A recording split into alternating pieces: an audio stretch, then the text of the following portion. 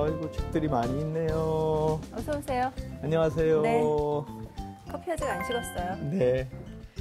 이번 주도 풍성한 책들과 함께 하겠습니다. 북으로 소란한 세상을 이롭게 하라. 안녕하세요. 북마스터 진양입니다. 안녕하세요. 북마스터 이창현입니다. 네. 이번 주에는 어떤 북벤저스가 나올지 조금 궁금하기도 한데요. 아무래도 이제 새해 처음 인사드리는 거니까 뭐 네. 다들 와주셨지 않았을까 하는 기대를 하면서요. 아주 유명한 뭐 김혜수 씨나 유아인 씨 이래서 북벤으로 모셨을 것 같기도 한데 기대해 볼까요?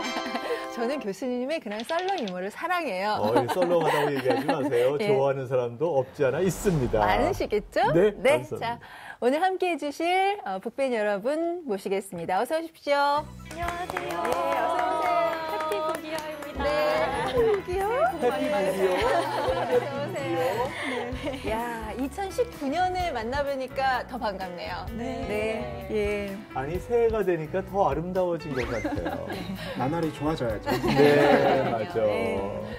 아니, 해피북이어요? 제가 제대로 들었어요? 해피북이요. 해피북이요. 해피 뉴 이어가 아니라 해피북이어인데 네. 너무 좋은 조어 같아요. 네, 그러니까 새해에 사실 복을 많이 받는 좋은 방법은 책을 많이 보시는 겁니다.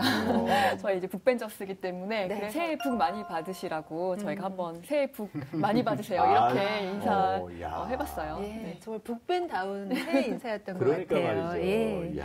자, 좀 편안한 얘기부터 시작할까요? 네. 예, 2019년 새해 어떻게 여셨습니까? 평범하지만 좀 새로운 느낌들을 가졌는데요. 사실 뭐 새해 하루 지나가도 똑같은 일상의 연속이지만 또 칼렌더가 넘어가면서 또 새로운 마음가짐 하게 되지 않습니까? 네. 그러면서 우리 김창완 작가의 이야기가 떠오르는데 김창완 작가요? 네, 그럼요. 가수이기도 하며, 가수이기도 DJ이기도 하고, 하며, DJ이기도 연기자이기도 하면서, 연기자이기도 하면서, 시인이기도 하면서, 동화 작가이기도 한 네. 거죠. 근데 저는 이분의 다짐이 너무 와닿았어요. 어떤 다짐인데요? 뭐 새해가 되면 다이어트 하시겠다, 또는 새해가 되면 뭐 공부를 열심히 하겠다, 이렇게 다짐하잖아요. 그러지 말아라, 이런 얘기인데요. 정말 시청자 여러분이 함께 새겨봤으면 좋겠습니다. 제가 한번 처음부터 낭독을 해드리겠습니다. 새해에는 특별한 기대를 걸지 않겠습니다. 새해를 마치 처음 태양이 뜨는 것처럼 맞지 않겠습니다. 새해에 갑자기 착한 사람이 된다거나 새로운 깨달음을 얻는다는 망상도 접겠습니다. 새해에는 돈을 많이 번다던가 건강이 넘치길 바라는 터무니없는 꿈을 꾸지 않겠습니다. 다만 새해에는 잘 보고 듣고 말하겠습니다. 이런 김창완 작가의 이야기인데 저는 김창완 작가가 우리에게 뭔가 가슴에 뭔가를 찡 하고 남기는 그런 느낌들이 들어서 저도 올 새해에는 열심히 읽고 나누고 전하겠습니다라고 인사를 하겠습니다. 네, 이창현 북마스터께서 김창완 작가의 새해 다짐을 빌어서 첫 테이프를 끊어주셨는데요. 네. 이어서 받아주시겠어요? 이 정도로는 해야 돼요. 다행히 김창완 작가의 말과 크게 네. 어긋나지 않는 목표인 것 같습니다. 네. 제 올해 다짐은 영혼의 속도를 찾는 것입니다. 멋지다. 시작도 안 했는데도 어떻게 오시나요? 김창완 작가를 너무 능가하시는데요. 영어를 속도의 개념으로 묘사했다? 이거 대단한데요. 제가 책을 많이 읽고 소개하는 일을 하다 보니까 늘 시간에 쫓겨서 책을 읽게 되거든요. 네. 그러니까 그 작가가 애초에 생각한 리듬과 호흡으로 책을 읽지 못하는 거죠.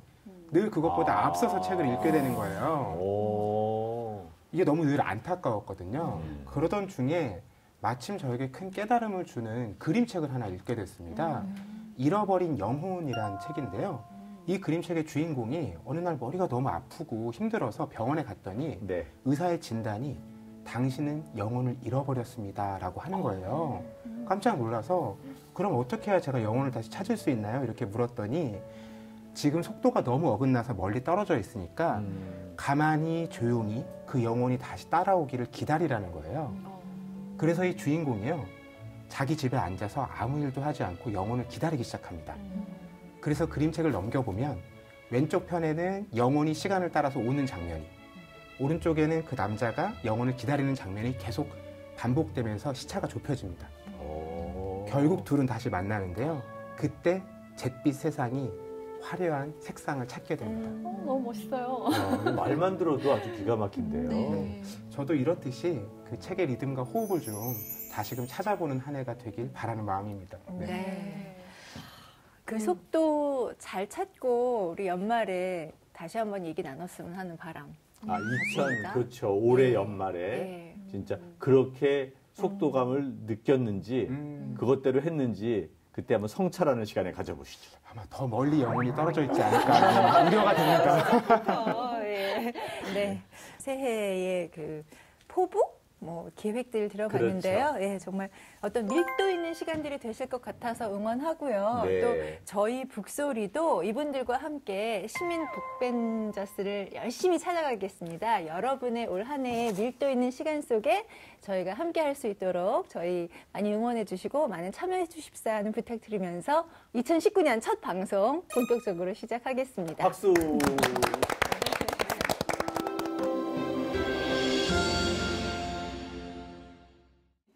자, 그러면 이번 주 신간 소개부터 할까요? 갖고 이번 오셨죠? 주에 책이 많이 왔어요. 네. 12권의 책인데요. 자, 참 새로운 신간들.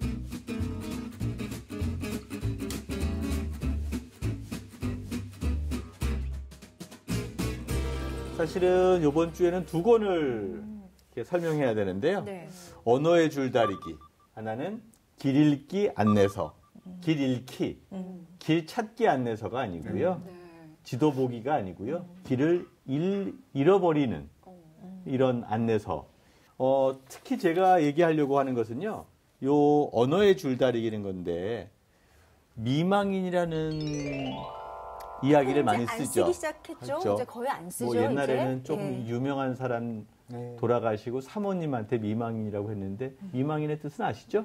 망자, 그러니까 돌아가신 분인데 죽지 못해 살아있는 사람이라는 뜻으로서 미망인인데 그 뜻을 알고 쓰면은 정말 남녀 간의 차이가 상당히 크다는 것들을 보여주는데 그런 이야기들이 담겨 있는 거예요. 그래서 언어 속에 담겨져 있는 우리 사회의 차별적 이야기.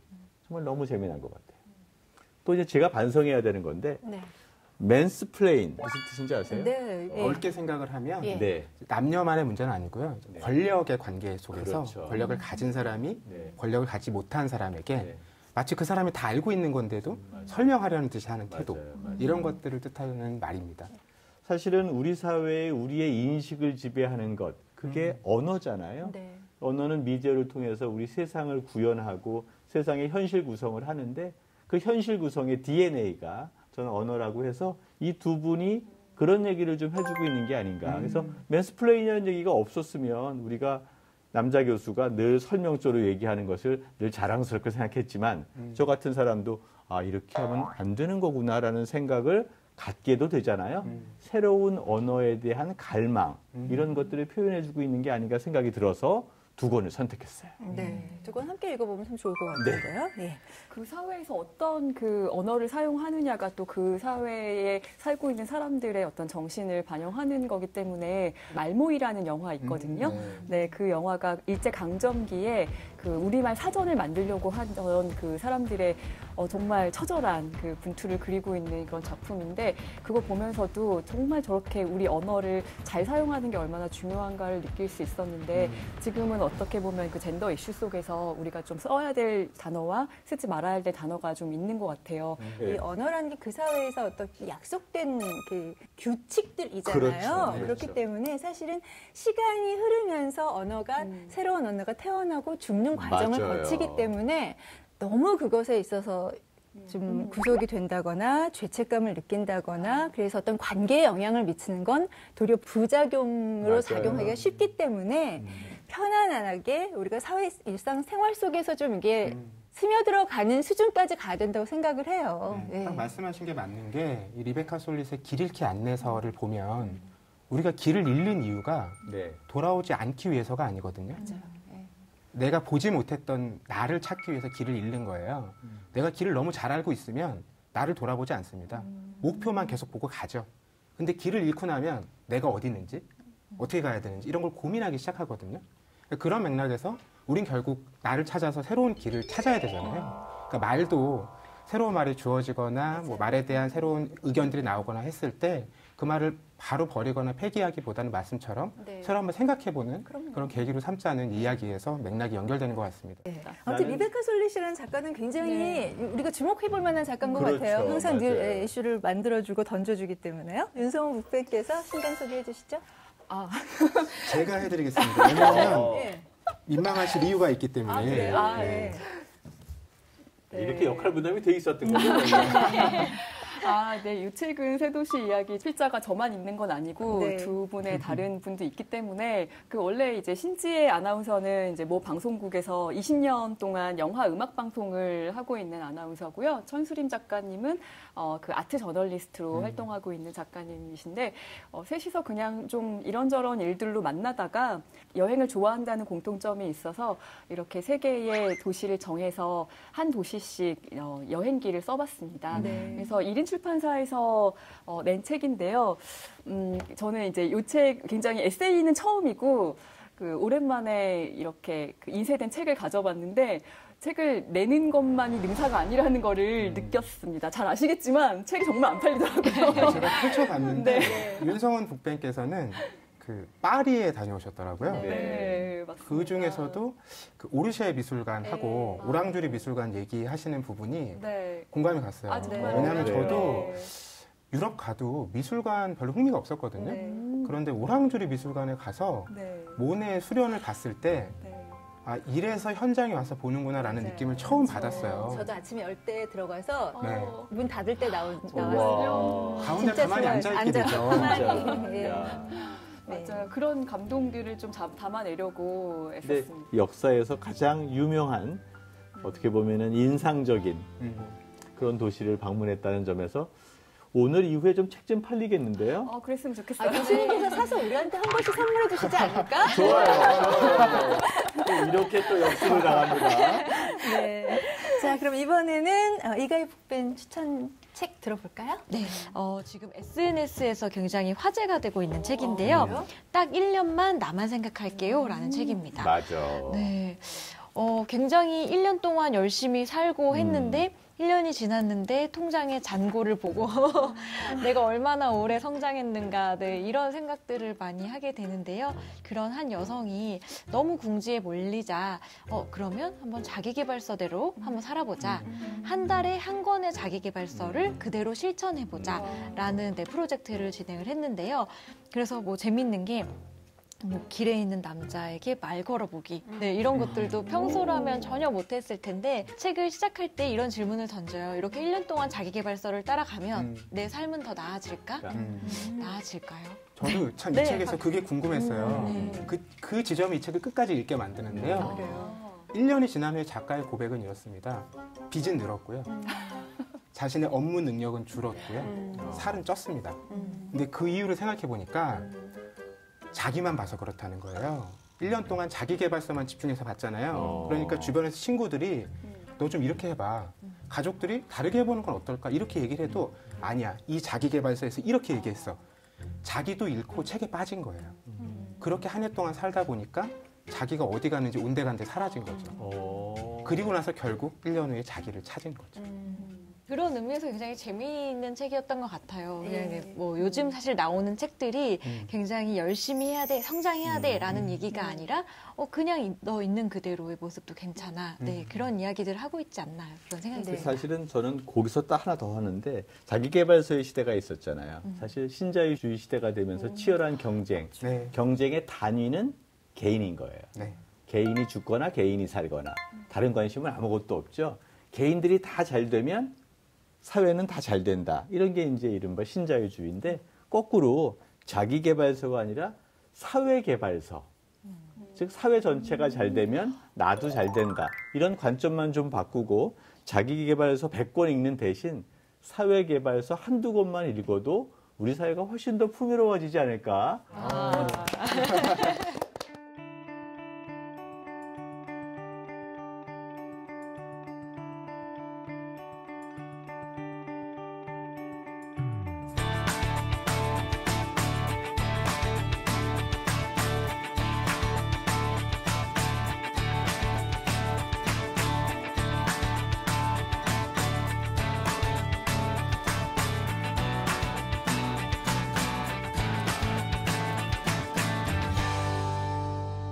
자, 이렇게 해서 이번 주도 이제 신간 소개를 했는데요. 이거 신간 소개만 해도 저희 시간이 부족할 지경이네요. 예. 아마 그래서 그런지 여러분께서 이렇게 제대로 책을 좀 소개해 주셔서 그런지 SNS 반응이 뜨겁습니다. 그리고 갖고 싶은 책들에 대한 경쟁도 많고요. 맞아요. 예. 예. 이번 주도 정말 많은 댓글이 달릴 것 같은 기분이, 예, 느낌이 듭니다. 댓글 달면 우리가 책을 이걸 다 드리기로 한 거죠? 추첨해서. 추첨해서. 저희가 소정의 절차를 밟아서 네. 뭐 이렇게 아니, 하는데. 저희 작가들이 정말 그거 네. 예쁘게 일일이 다 포장해가지고 맞아요. 발송하더라고요. 근데 댓글에 특정 북벤저스를 너무 칭송하는 댓글을 많이 쓰는 사람들이 있는데요. 최근에 발견되는데. 네. 그렇다고 해서 이게 채택되지 않는다는 사실을 좀 잘 알아주시기를 바랍니다. 많이 고백해 주세요. 네. 예, 고백해 주실수록 저희는 힘나고요. 네. 예, 각각 그 정말 좋아하시는 북밴드를 지원해 주시고요. 그 대신 저희가 추첨 공정하게 하고 네. 책은 아주 예쁘게 잘 포장해서 12권 보내드리겠습니다. 다 보내드리겠습니다. 네. 자, 자, 이번에도 제대로 네. 아이고, 보내드릴게요. 이건 이제 우리 댓글 다시는 분한테 줘야 되니까요. 네. 선물입니다. 자, 아, 네. 네. 좋습니다.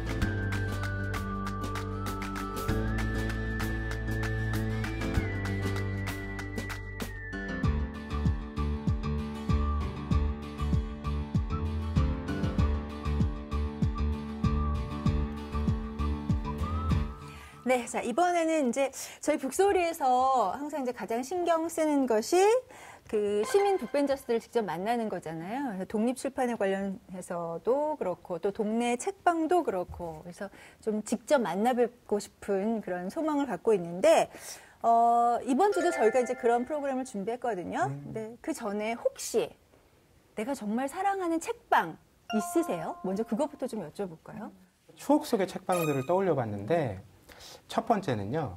제가 대학 시절 학교 앞에 있던 인문사회 서점입니다. 네. 당시 인문사회 서점이 저희 학교 앞에 2개나 있었어요. 그 중에 하나가 지금은 없어졌습니다. 그런데 이곳에서 매년 굉장히 재미난 페스티벌을 했어요. 일종의 책 대회인데요. 3명이나 4명, 학과나 동아리 친구들이 팀을 짜서 신청을 합니다.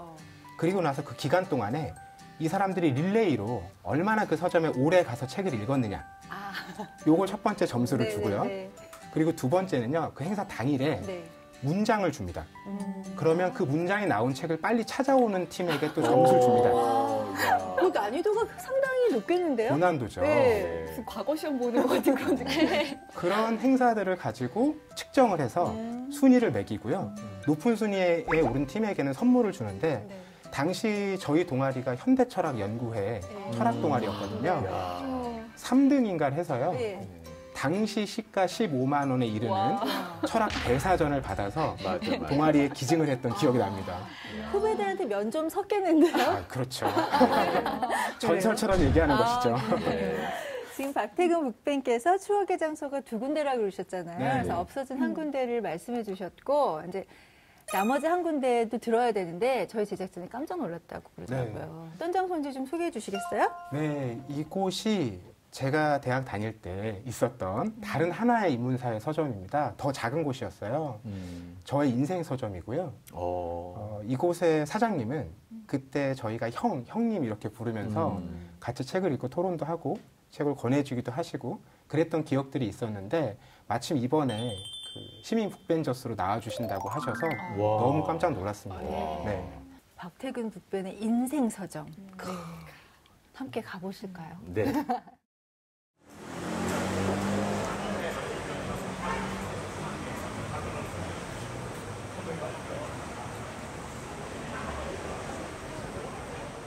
이 근처에 되게 오래된 서점이 있다고 들었어요. 그래서 혹시 알고 계세요?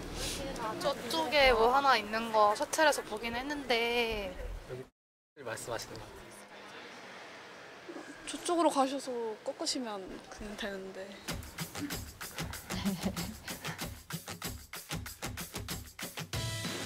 어, 35년째 유지 중인 책방이에요? 야.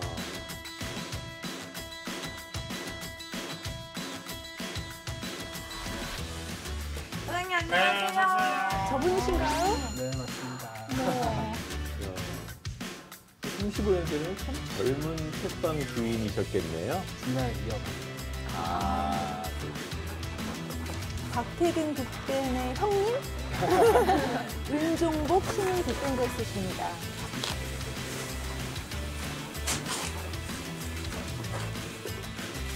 학자 같으세요? 그런 느낌이 들어요. 그리고 이거 제가 어제 아침에 쓴 글인데요. 재미없습니다. 공포의 A4? 그게 뭐예요? 공포의 A4? 본인이 책을 읽고 생각하신 거를 저렇게 적어서 나눠주셔서 아, 진짜? 그때부터.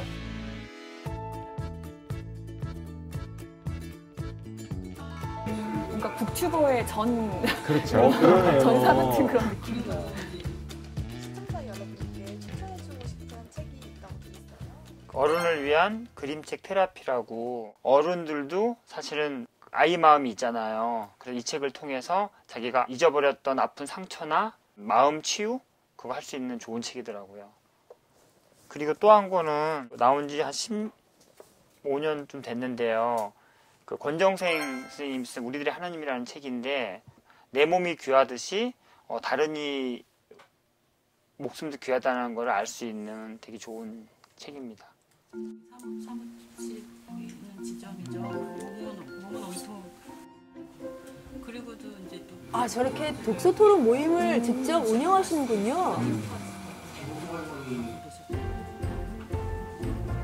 그 삶은 책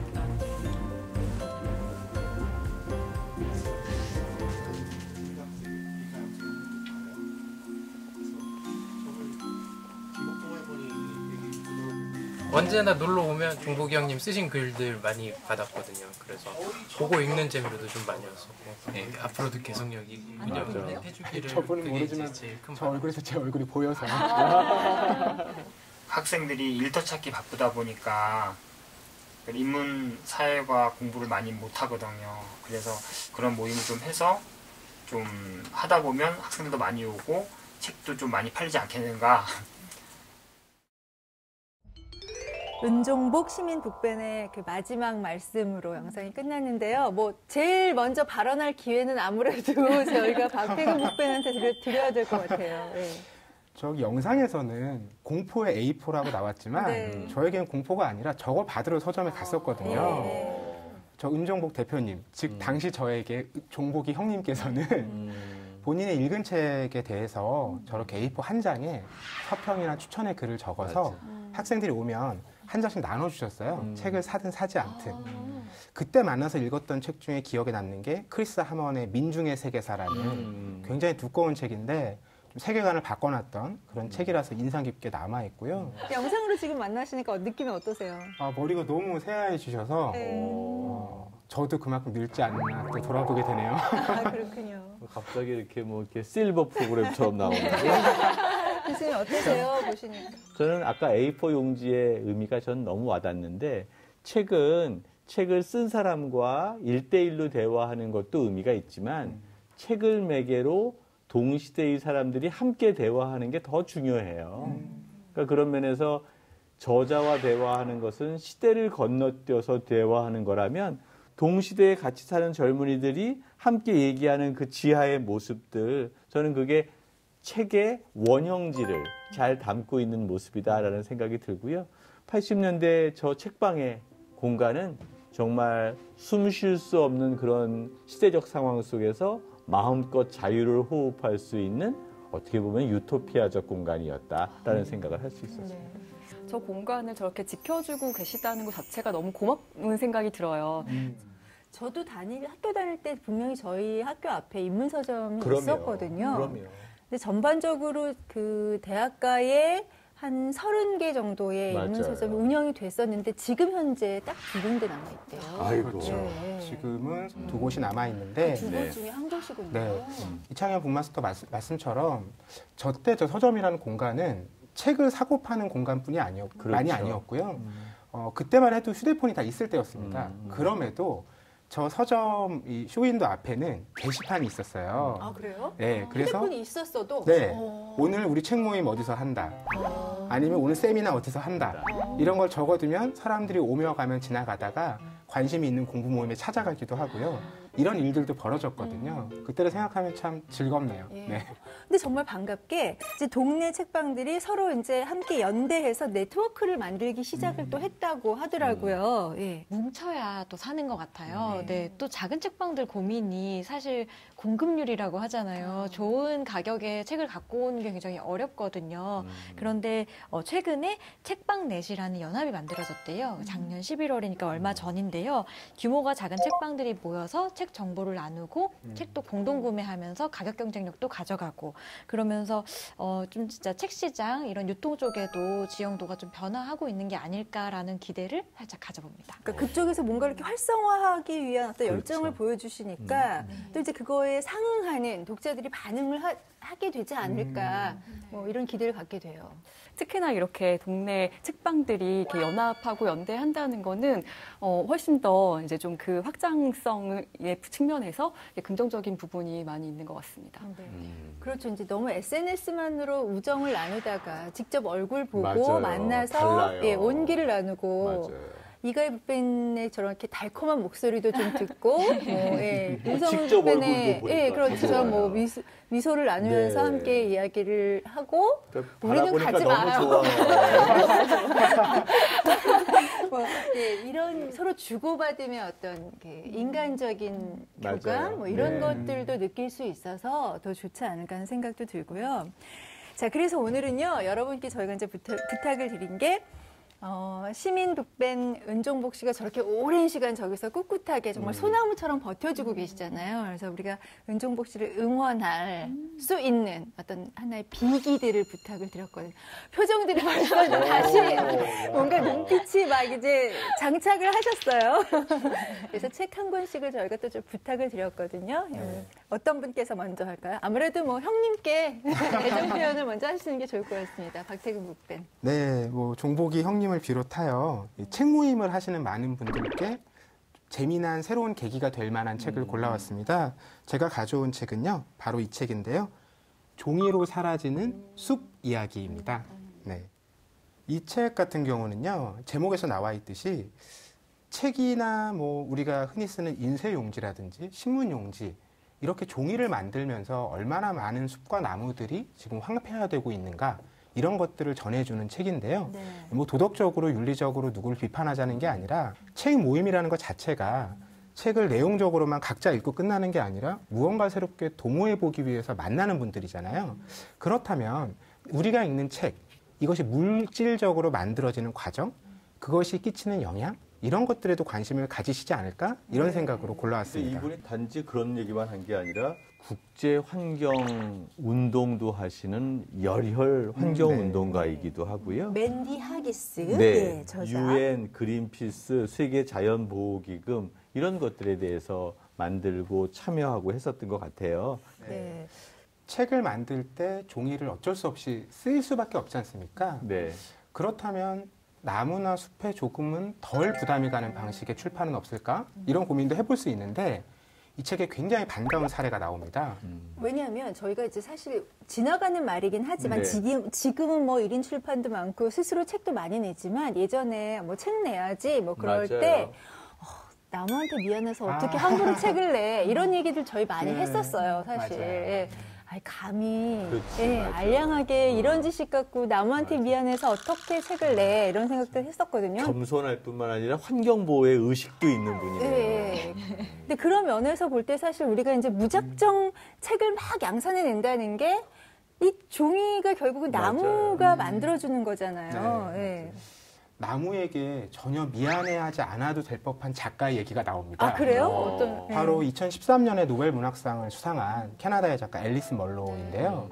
이 앨리스 멀로가 자신의 책이 출간되기 얼마 전에 재생 용지로 책을 만들 수 있다는 걸 알게 됩니다. 그래서 출판사에 연락을 합니다. 이번에 나온 내 책 출간이 미뤄져도 좋으니 종이를 재생지로 바꿔서 찍읍시다. 앨리스 멀로는 당시에 이미 캐나다의 국민 작가였기 때문에 네. 출판사에서 그 요청을 쉽게 거절할 수가 없었습니다. 네. 부랴부랴 재생지로 찍어서 책을 냈고요. 이것이 화제가 되면서 조앤 K 롤링, 해리포터의 작가, 이 당시 시리즈가 캐나다에도 출간 중이었는데 출판을 앞두고 있던 책이 해리포터와 불사조 기사단이었습니다. 그런데 이 소식을 들은 조앤 롤링이 내 책도 이번에 캐나다에서 낼 때 재생지로 찍으면 좋겠다라고 얘기를 한 거예요, 네, 출판사와. 네. 그 책 한 권만으로요, 나무 39,000그루가 사라지지 않았습니다. 39,000그루요? 네, 왜냐하면 굉장히 많은 나무를 써야 되니까요. 네. 책이 많이 팔렸기 많이 때문에. 팔려서. 그 캐나다판 서문에 롤링이 이런 말을 썼습니다. 해리포터의 책이 먹을 세계에 존재하는 근사한 숲들을 구하는 데 도움이 되고 있습니다. 이 숲들은 오랑우탄, 늑대, 곰 같은 마법의 동물들의 보금자리입니다. 이렇게 생각해보면 이런 작가뿐만 아니라 책을 실제로 구매해서 읽는 소비자인 독자들도 여러 가지 활동과 목소리를 통해서 이런 일들을 벌일 수 있지 않을까? 이런 상상을 해봤습니다. 네. 네. 우리나라에서 그런 작가가 있어요. 윤호석 교수님이라고요. 국민대학교에 환경운동 하시는 분인데요. 이제 그 제지사에 가면 이게 다 이제 몇만 잔씩 팔고 나서 네. 몇천 장, 몇백 장씩 남는 종이들이 있답니다. 네. 근데 종이의 색깔들이 약간씩 달라서 이제 어떤 거는 미색이 강하고 어떤 것은 형광색, 흰색이 강한 거예요. 더 이상은 상품성이 없는 거죠. 보통은 그걸 버린대요. 그래서 이 선생님이 그걸 알고 모든 그 제지사에 있는 짜투리 종이만 다 달라. 그래서 책을 내셨는데 거기에는 아주 강한 미색부터 흰색, 회색까지 다양한 색질의 종이들로 연결된 책인데 그게 마치 나무 나이테처럼 훨씬 다양한 거예요. 그리고 이제 그 서문에다가 그런 그린 디자인의 컨셉을 썼는데 아마 지금 얘기한 작가랑 너무 일맥상통하고 그 의미가 너무 와닿았어요. 그러니까 우리가 전혀 생각하지 못하는 부분일 수도 있겠지만 그렇죠. 한 번쯤은 좀 곰곰이 생각해 보면 좋을 법한 그렇죠. 부분을 짚어주셨어요. 자, 이어서 윤성호 북배는 어떤 책 가져오셨습니까? 저는 일단 독서 모임은 한 번으로 끝내면 안 되기 때문에 이제 한 작가, 서포터즈 한 분을 모셔왔습니다. 일단 제가 사진을 보여드릴게요. 오, 이제 네. 우리 국제적인 프로그램이 됐어요. 와, 네. 이렇게 좋습니다. 누군지 혹시 아시겠어요? 잘 모르겠지만 윤성훈 북밴과 닮았는데요? 제가 오늘 헤어스타일 좀 헤어스타일을 그렇게 맞춰서. 해달라고. 그랬구나. 네, 분위기가 맞아요. 너무 네. 영미문학 최고의 고전. 예. 퀴즈입니다. 오만과 편견의 저자. 제인 오스틴인데요. 네. 섬세한 문체 이런 걸로 전 세계를 휘어잡고 영국 문학의 진수 이런 것들을 전 세계에 안내해준 그런 작가가 아닌가 생각이 드는데 왜 이분을 모셨죠? 제인 오스틴 하면은 세계적으로도 인기가 많고 국내에서도 관심이 뜨거운 그런 작가인데요. 아무래도 연애와 결혼에 대한 그런 소설들을 많이 발표했잖아요. 네. 그게 18세기와 19세기 초까지의 그런 이야기 배경이긴 하지만 그럼에도 불구하고 지금 또 그 M4 세대를 살아가는 젊은이들에게 줄 수 있는 통찰력이 있을 것 같아요. 왜냐하면 요즘에 사실 좀 안타까운 일이지만 그 연애라는 부분이 3포 세대 때 벌써 들어갔어요. 네, 그럴 정도로 연애부터 포기하는 거죠. 지금 이 세대의 젊은이들이. 그렇기 때문에 그 드라마나 영화나 문학을 통해서 좀 뭔가 대리만족을 얻고자 하는 그런 일들이 있어서 그 리얼리티 프로그램이라든가 이런 데서 이렇게 그 소위 뭐 짝짓기 프로그램 같은 것들이 많이 보여지고 있는데 사실 그런 거보다도 그 제인 오스틴의 소설을 읽으면 거기에 그 여성과 남성의 그 밀고 당기는 심리전, 네, 그리고 그걸 또 통해서 그 사회를 읽을 수 있는 어떤 부분들도 많이 볼 수가 있고요. 그렇기 때문에 이제 이런 책을 가지고 그 독서 토론을 하면 여성들은 물론이고 지금 이제 남성들도 굉장히 관심을 갖고 있는 부분이기 때문에 좀 그 책방에 많은 사람들이 오지 않을까 해서 이제 추천하게 됐습니다.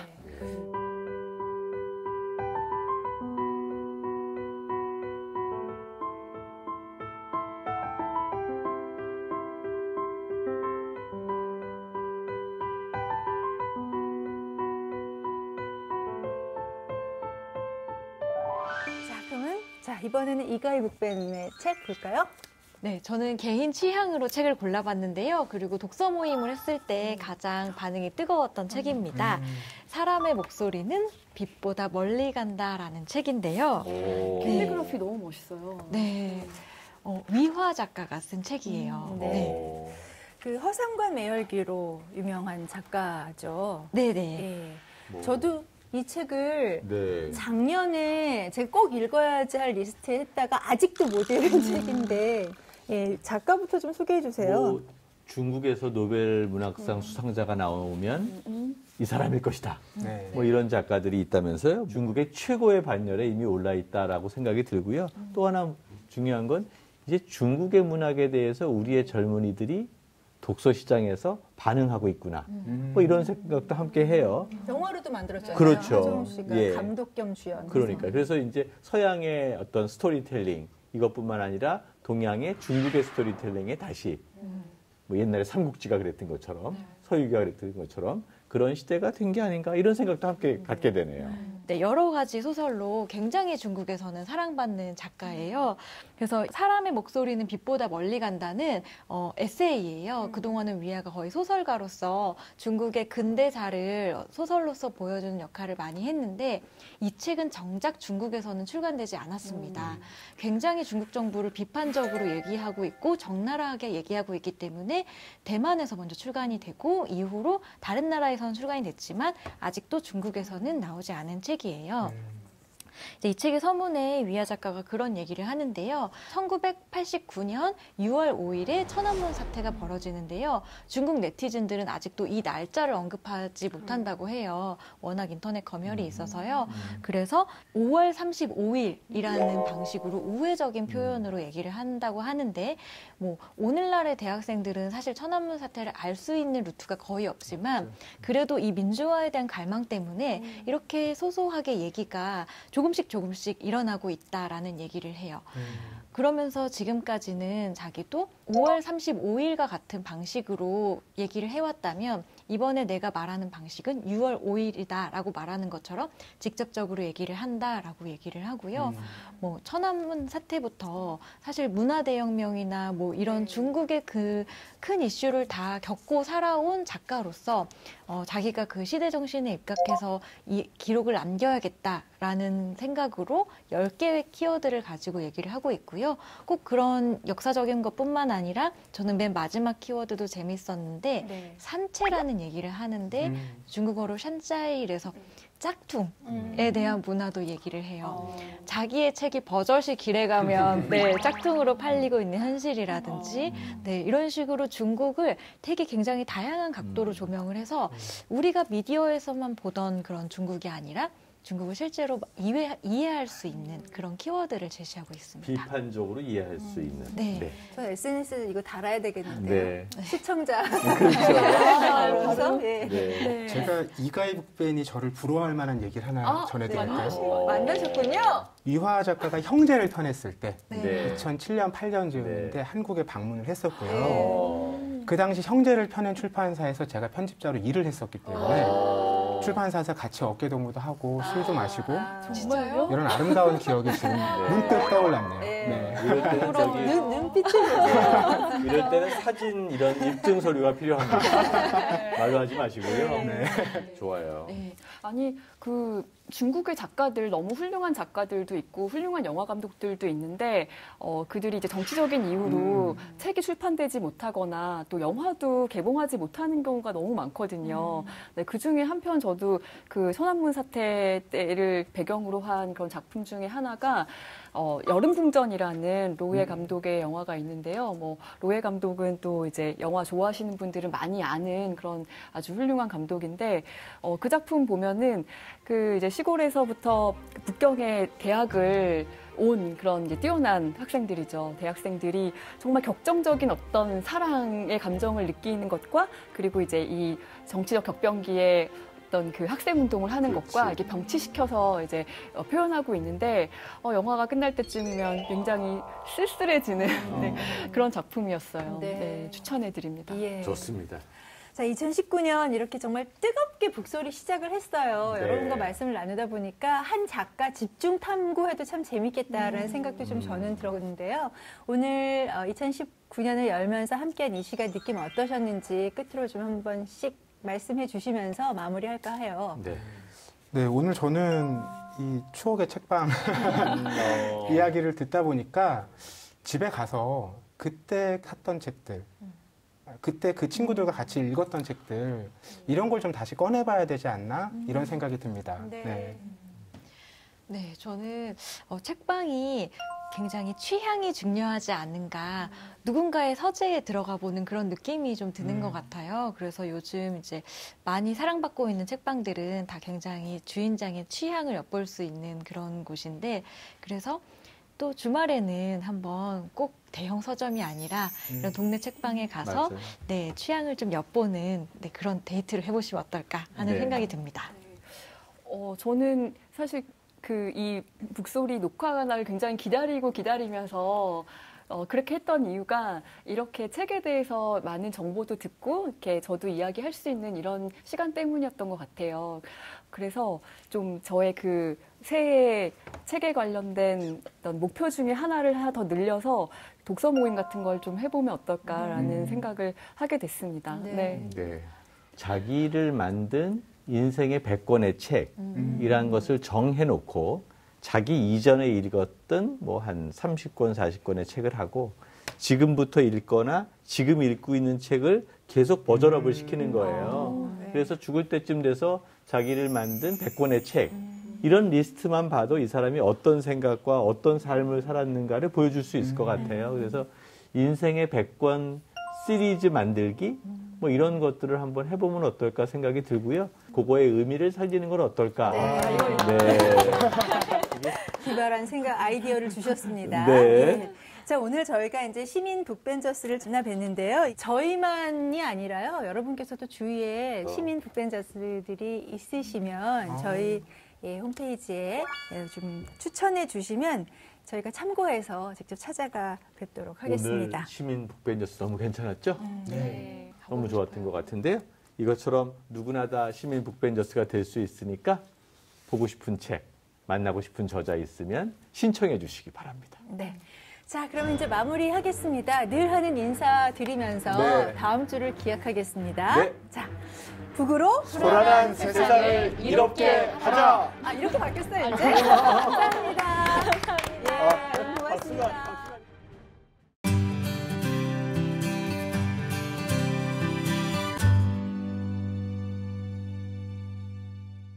반갑습니다. 개그맨 노우준입니다.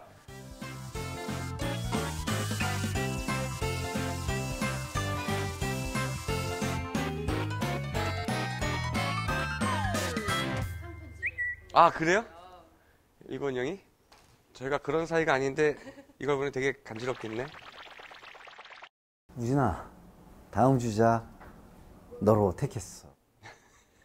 많은 도움이 돼줘서 너무 고맙고, 너도 꼭 여기 나와서 좋은 얘기 전해주고 좋은 책 추천해주길 바래. 우리 함께 가자. 아이고 참.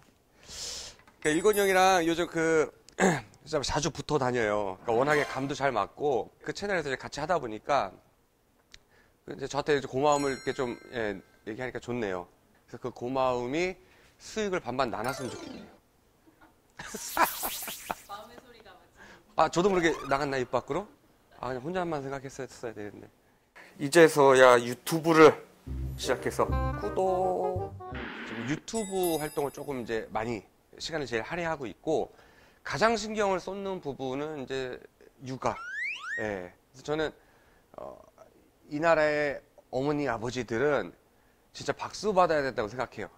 이걸 겪어보지 않으면 이게 얼마나 힘들고 이제 정신적, 육체적으로 아이에게 모든 신경이 가 있는지, 이거는 진짜 겪어보는 사람들만 알 것 같아요. 모든 게 다 행복하죠. 그리고 제가 아무리 바깥에서 힘든 일을 하고 와도 집에 가면은 이제 아이들이 저한테는 그 충전기 같은 존재예요. 아무리 제가 불이 뭐 빨간색이 들어서 깜빡깜빡하는 상태가 돼도 아이들 한번 안으면 바로 녹색불로 바뀌는 완충 역할을 하게끔 해주는 충전기다.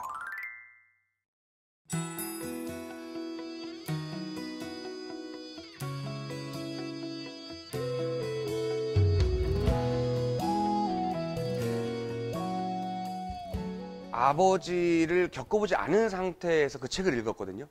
제가 군대에 있을 때 읽었는데 지금 다시 와서 읽어보니까 또 다른 감정이 들더라고요. 아, 내가 아빠니까 나도 그렇게 할 것 같다. 그리고 그런 모든 행동들이 다시 한번 내가 돼서 생각을 해보니까 감정이입이 좀 더 되는 것 같더라고요. 사람 냄새라는 말을 굉장히 강조를 많이 했어요.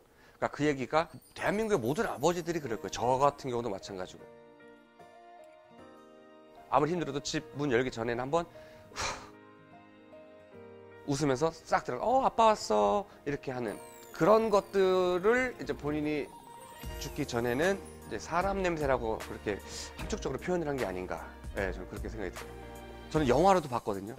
근데 물론 영화도 정말 잘 만들었지만 이 책의 가장 큰 장점은 그거잖아요. 내가 스스로 머릿속으로 모든 상황들을 만들어내잖아요. 영화만 접하신 분들은 꼭 책을 한번 다시 읽어보시면 그 당시의 뭐 냄새라든가 그 당시의 상황 이거를 최상의 세트를 구현해서 내가 들어갈 수 있으니까 저는 책으로 한번 꼭 읽어봤으면 좋겠어요. 일단 이 친구는 굉장히 느끼하게 생겼습니다. 네, 눈도 좀 부리부리하고 개그맨 송중근 씨.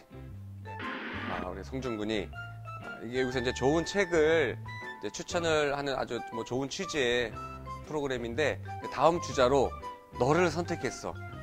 네가 또 다른 분들에게 추천해주고 싶은 책이 있으면 기분 좋게 추천해줬으면 좋겠어. 그냥 주자 받아.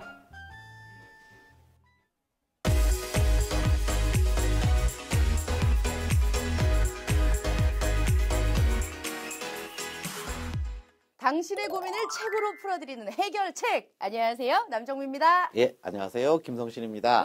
네, 해결책 MC로 화려하게 데뷔를 했잖아요. 네. 주위에서 반응이 어떻던가요? 일단 굉장히 실물이 훨씬 낫다. 그 텔레비전 안에 너의 미모가 너무 가둬지는구나 이런 굉장히 칭찬 말씀 많이 들었고요. 생각보다 굉장히 세심하게 책을 찾아봐 주는군. 본인의 어떤 그런 고민 같은 것도 한번 사연 보내봐야겠구나라고 생각하시는 분들이 많더라고요. 2019년 첫 해결책 방송 아니겠습니까? 그렇죠. 여러분들의 고민 거기에 맞는 해결 팍팍 해드려야겠다라는 생각을 하면서 이렇게 잔뜩 힘을 한번 실어봤습니다. 네, 기대가 되는데요. 신년이 되면 왜 새로운 목표를 세우기 마련이잖아요. 그렇죠. 그래서 해결책 MC로서의 목표가 아닌 개인적인 목표 이런 거 있어요? 작년 한 해 동안 굉장한 기부천사였거든요. 헬스장 등록해놓고 단 한 번도 간 적이 없어서. 헬스장 돈 많은데 왜 거기 기부를? 또 기부했습니다. 예. 올해는 한 달에 한 번은 꼭 출근하는 걸로 조촐하게 잡아왔습니다. 성진 선생님은 그럼 어떤 새해 목표가 있나요? 저는 일단 슬로건 하나를 정했는데요. 예. 절대로 포기하지 말자는 말을 절대로 하지 말자. 절대로 포기하지 말자라는 말을 절대로 하지 말자. 예, 뭐 그냥 잘 포기하자 이런 뜻인데요. 왜냐하면 우리가 뭔가 하기 전에 이게 옳은 길인지 한번 생각해보고 뭐 옳은 길 아니면 빨리 포기하는 것도 좋은 사람이 되는 길 아니겠어요? 그러네요. 네. 빨리 안 된다 싶으면 빨리 포기하는 거. 그렇죠. 네, 새해 목표 잘 세우고 있는데 이런 말씀 딱 좋습니다. 예. 오늘 사연 주신 분은 이 새해 목표를 세우다가 고민이 생겼다고 초론. 하거든요. 네. 예, 사연을 좀 들려주시죠. 예, 들어보실까요? 안녕하세요. 저는 해결책을 즐겨보는 최혜원이라고 합니다. 새해가 다가오면서 고민이 생겨서 이렇게 글을 써요. 저는 연말에 다이어리 고르기가 낙인 사람이라 지난 연말도 너무 행복하게 보냈습니다. 2019년 다이어리 이미 잘 골랐죠. 문제는 제가 다이어리를 끝까지 못 쓴다는 점입니다. 어머, 이 다이어리, 어머 이거, 어머 이거 뭐야? 이건 꼭 사야 해. 아이고, 다이어리 좀 그만 사. 지금 벌써 다이어리가 몇 개야? 우선 처음 산 다이어리는 연초에만 열심히 쓰다 말아요. 예. 그래서 다시 써야지라고 새 다이어리를 구매하고 새 다짐들을 쓰지만 다시 또 얼마 못 가 다짐들이 무너지고 맙니다. 어머나 세상에, 이거 어떻게. 내 동생이 똑같아. 찌찌뽕. 공통점이 있나 본데요. 엄청납니다. 네. 이런 악순환이 계속돼서 2018년 다이어리는 무려 6권이나 되고 말았습니다. 이런 2019년에는 새 다이어리와 한 해를 잘 마무리 지을 수 있을까요? 방법이 있다면 좀 알려주세요. 다이어리 6권. 6권! 아, 예, 인간적인 분인데요. 네. 그나저나 이 남정미 평론가, 뭐, 내 동생이다 동생 막 이렇게 얘기했잖아요. 네. 그 무슨 뜻이죠? 사실 저도 다이어리 한 권을 채 못 씁니다. 한 권이 뭐예요? 3월까지도 잘 못 메꿉니다. 그거 다 쓰는 사람 조심하라는 얘기도. 그러니까요, 독한 사람들. 예, 그런 얘기는 없죠, 사실. 네. 우리 동네 문구류에 종사하시는 분들 제가 목에 살리고 있기 때문에 예, 심심하면 가서 문구 사고요. 심심하면 가서 다이어리 팔아 드립니다. 그럼 이제 곧 예, 문방구 협회에서 네, 표창장 들고 찾아올 수 있겠고. 그런 연락 주십시오. 예. 자, 그렇다면 이 사연에 남정미 평론가의 해결책이 또 궁금한데요. 네. 예, 어떤 책인가요? 저는 혜원 씨에게 이 책을 추천해 드리고 싶습니다. 당신은 마음에게 속고 있다.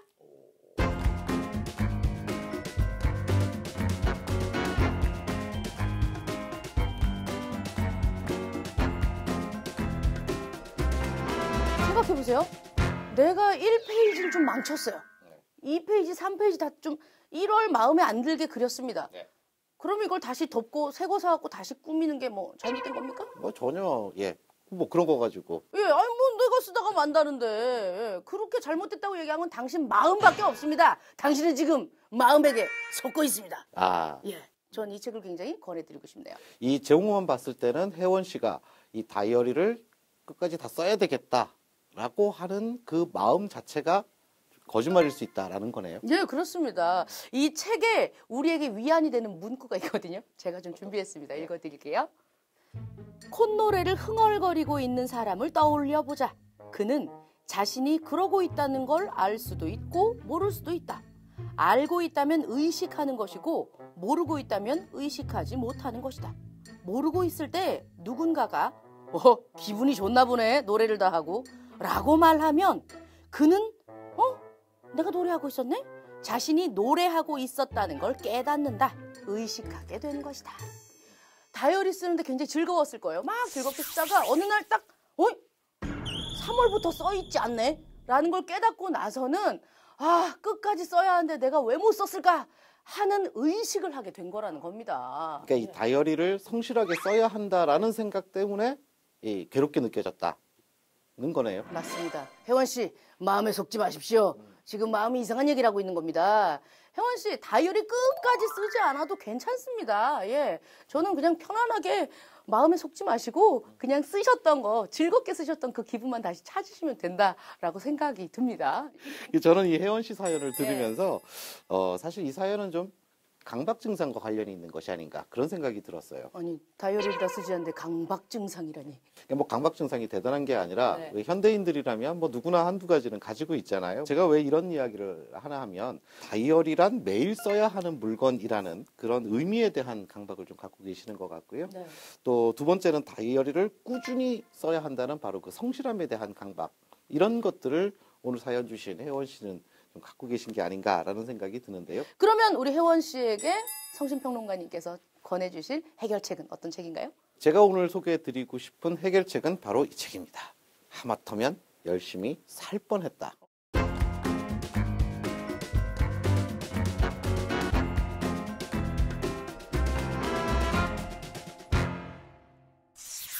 부제도 재밌어요. 야매 득도 에세이 이렇게 돼 있습니다. 네, 이 책의 저자는 평범하고 성실하게 살아가던 사람입니다. 이제 그러다가 어느 날 문득 주체적으로 살고 있지 않은 나를 이제 깨닫게 되고 그래서 과감하게 회사를 그만둡니다. 네. 그리고 이 책에서 인생은 성실하게 사는 것보다는 내가 무엇을 원하는지를 아는 것이 훨씬 더 중요하다라는 것을 또한 깨닫게 되는 거죠. 그래서 저는 혜원 씨에게 사실 이 책을 빌어서 이런 말씀을 드리고 싶어요. 이 고작 스케줄을 기록하는 도구가 이 다이어리잖아요. 네. 근데 바로 그 다이어리 때문에 자신을 괴롭히는 것, 과연 그것이 옳은가? 한번 생각해 보셨으면 좋겠어요. 아니, 이 책 저희가 좀 추천해 드리면서 생각을 해보니까 결국엔 다이어리 끝까지 써야 된다, 쓰는 방법 이런 거에 대한 언급은 해드리지 못한 것 같습니다. 근데 우리가 뭐 다이어리 굉장히 잘 쓰던 사람들이 아니기 아니니까, 때문에 예. 이야기가 좀 뒤로 밀렸는데 그러니까 내 삶이 지금 옳은 방향으로 가고 있는지 이러한 생각들을 계속 하다 보면 매일매일 자신의 일상에서 정말 쓰고 싶은 이야기들이 넘쳐나지 않을까라는 생각이 들어요. 그럼 그 자연스러운 생각들을 그냥 적으면 되잖아요. 그러니까 매일매일 내 삶의 방향을 생각해서 하나하나 쓰다 보면 다이어리는 끝까지 채워질 것이다. 뭐 이런 말씀이시네요. 그렇습니다. 예. 그래서 저는 오늘 해결책으로 이 하마터면 열심히 살 뻔했다. 이 책을 권합니다. 네, 오늘은 다이어리 작성을 작심삼일로 끝내는 것이 고민인 최혜원 씨의 사연을 들어봤는데요. 네. 이 새해라서 더욱 의지를 지금 불태우고 계실 텐데 해결책이 혜원 씨에게 도움이 되기를 바랍니다. 네, 2019년은 혜원 씨 부디 즐기시면서 다이어리 쓰시길 바랍니다. 고민이 있을 때는 주저하지 마시고 우리 TV 책방 북소리의 문을 똑똑 두드려 주세요. SNS에 TV 책방 북소리를 검색한 후에 이 고민 사연을 올려주시면 됩니다. 선정되신 분께는 저희가 고민 해결과 함께 책 선물도 보내드리겠습니다. 예, 여러분의 많은 참여 부탁드립니다. 여러분 새해 복 많이 받으세요. 안녕. I tried to beat you, but you're so hot that I melted. I fell right through the cracks. Now I'm trying to get back. Before the cool done run out, I'll be giving it my bestest, and nothing's gonna stop me but divine intervention. I reckon it's again my turn to win some or learn some, but I won't hesitate no more, no more. It cannot wait. I'm yours.